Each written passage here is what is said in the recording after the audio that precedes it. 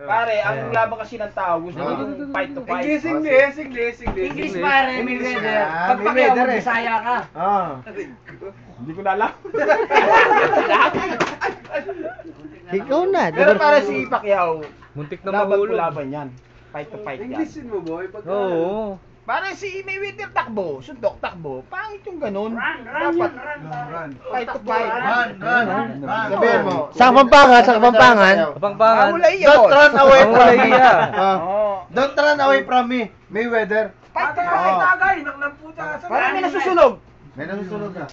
Parang hirap trabaho ko. Video, taggero pa ako. Saan pa ako? Derbesti na ako. Banglauro na ba?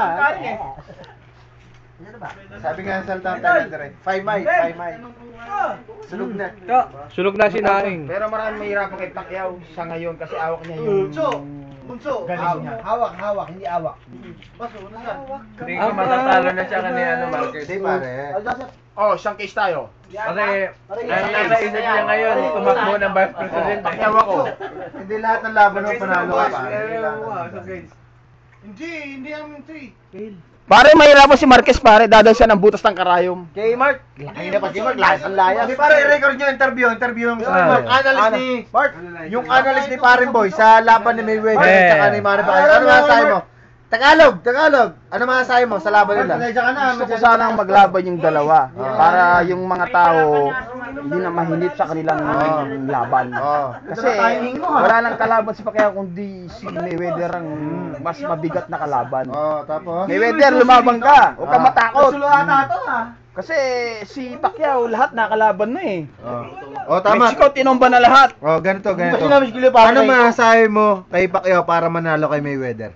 Anong gagawin niyang estrategiya para manalo kay Mayweather? Ano? Si Pacquiao kasi ayaw niya yung maharte, gusto niya fight to fight. Height to height. Anong kailangan gawin ni Pacquiao? Pare, ano yan? Naka-record yan. Naka-record yan. Anong kailangan gawin ni Pacquiao? Dibito, tulungan mo ako. Tagalog na nga eh. Pare, kailangan mo maris ka ng kalabaw. Nadetensa ko pare, nadetensa ko eh. Analyst nga eh. Ikaw yung mag-analyst. Ikaw yung Pare, tumigil na ako sa pag-artista, hindi ko nasanay yung mga nila. Next answer. Nagkukudkod na ako eh. Pasmado na eh. Ito, may iyan na ako dito. Sa lobas.